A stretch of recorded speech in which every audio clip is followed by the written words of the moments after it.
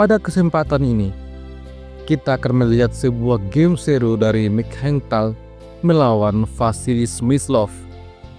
Game ini adalah game dari turnamen kandidat tahun 1959. Mikhail Tal yang memegang bidak putih memulai dengan E4.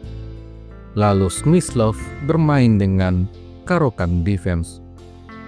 Selanjutnya Tal memainkan langkah mengejutkan B3, memperkuat pion keluar dari jalur asli Caro-Kann. Langkah ini tentu saja membuat Smyslov akan kehilangan konsentrasi dan persiapannya. Vasily Smyslov kemudian memilih melanjutkan dorongan pion D5 menantang pion. Lalu Tal mengembangkan kuda D2. Selanjutnya Smyslov menempatkan dua pion di petak center untuk mengontrol pertahanan putih. Mikhail Tal lanjut mengembangkan kuda raja untuk ancam pion. Oleh karena itu, Smyslov mengembangkan kuda menteri untuk jaga pion. Dan selanjutnya, Mikhail Tal menciptakan huru-hara D4. Kali ini, pertukaran pion tidak terhindarkan.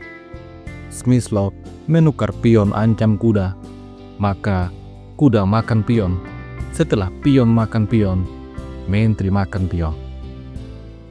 Mikhail Tal cukup berada di atas angin. Langkah ini membuat pertahanan hitam cukup tertekan. Pion G tidak bisa dimainkan untuk sementara.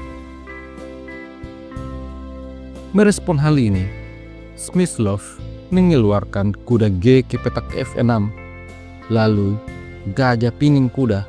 Oleh karena itu, gajah mematahkan pining. Selanjutnya, Mikhail Tal rokade mengamankan raja. Begitupun dengan Vasily Smyslov. Pada langkah ke-10, Mikhail Tal menawarkan kudanya untuk ditukar dengan gajah. Tetapi Smyslov tidak tertarik. Smyslov memilih dengan menteri A5, memberikan ancaman pada pion putih.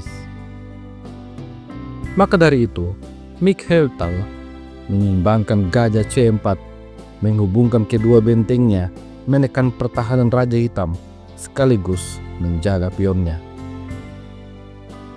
Sampai di posisi ini, Smyslov memiliki masalah pada gajah petak kerangnya. Gajah ini masih pasif dan belum berkembang. Oleh karena itu, Smyslov mendorong B5, mengancam gajah sekaligus mempersiapkan gajahnya untuk keluar. Dan pada posisi inilah Mikhail Tal mulai menunjukkan ciri khas permainannya.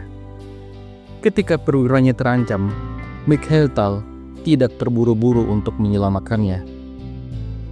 Di posisi ini, Tal terlebih dahulu menyerang balik gajah D2. Ini membuat menteri sembunyi di petak A6. Sekarang pion siap makan gajah. Namun demikian, Mikhail Tal lagi-lagi tidak terburu-buru untuk melarikan diri. Di posisi ini, Tal memainkan kuda F5, menyerang balik gajah hitam. Ada tempo skak di langkah selanjutnya apabila pion nekat makan gajah.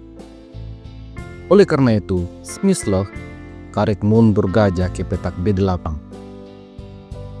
Sekarang, Smyslov bersiap untuk makan gajah. Namun, di posisi inilah Mikhail Tal kembali menunjukkan bahwa dia adalah pecatur yang betul-betul kepala batu. Dia tidak peduli pada keselamatan perwiranya.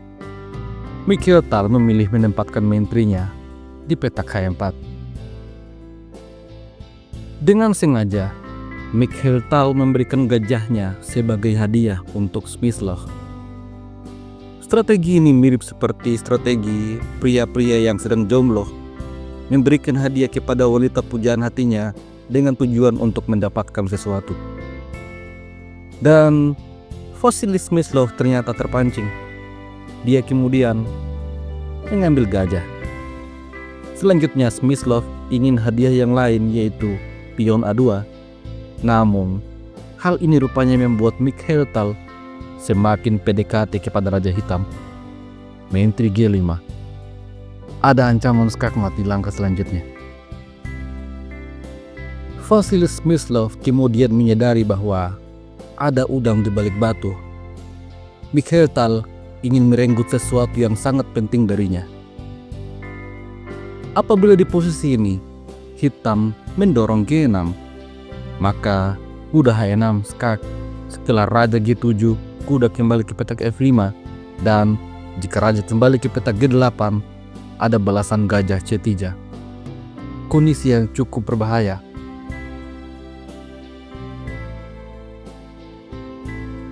Maka dari itu, Vasily Smyslov memilih untuk mengembalikan hadiah Mikhail Tal. Dia memilih kuda ke petak H5, membiarkan Tal untuk mengambil kudanya. Namun demikian, Mikhail Tal tidak tertarik. Mikhail Tal di posisi ini melanjutkan ancamannya. Kuda H6, skak.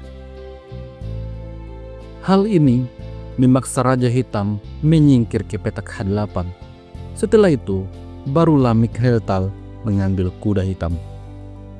Sampai di posisi ini, Vasily Smyslov kembali ditawarkan sebuah hadiah kuda. Namun, Smyslov menyadari bahwa kuda ini sama seperti hadiah gajah tadi. Keduanya beracun. Apabila pion makan kuda, maka gajah C3, skak. Setelah F6, Menteri makan pion. Ada ancaman benteng makan kuda, setelah itu Menteri makan benteng. Kalaupun benteng ke petak G8, ada balasan kuda D5, mengancam skakmat. Kalaupun benteng makan kuda, maka Menteri makan benteng. Hitam akan sangat tertekan. Oleh karena itu, di posisi ini, Vasily Smyslov memilih dengan Menteri makan pion, memberikan ancaman skakmat. Namun, Tal punya balasan gajah C3. Hal ini membuat pion tidak bisa makan kuda. Selain itu, membuka ruang pelarian bagi raja jika terkena skak.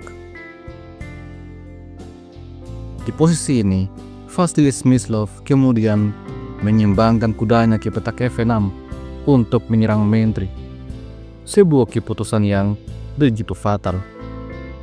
Karena pada langkah selanjutnya, Mikhail Tal mengeluarkan kemampuan sihirnya. Menteri makan pion, sebuah langkah brilian. Apabila benteng makan Menteri, maka benteng makan gajah, skak. Setelah benteng menutup, benteng makan benteng. Kalaupun kuda menutup skak, kuda F7, skakmat. Bagaimana jika di posisi ini kuda ke petak D7 untuk melindungi benteng? Maka putih punya jawaban, Menteri makan pion G7, skakmat. Dan apabila benteng melarikan diri ke petak E8 misalnya, maka ini akan dijawab dengan pengorbanan Menteri.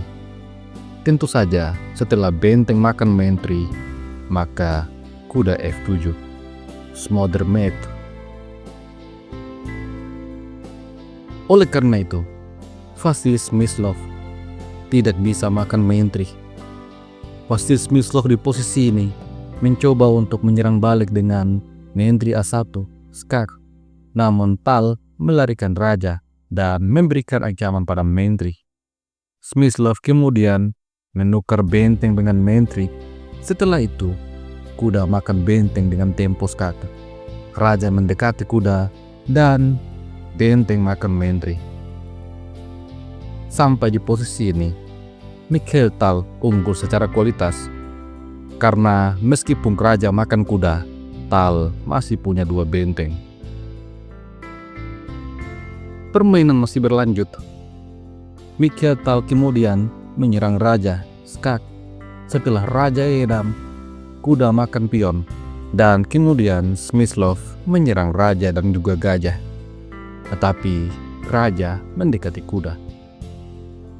Selanjutnya Smyslov kembali menyerang gajah B6 skak.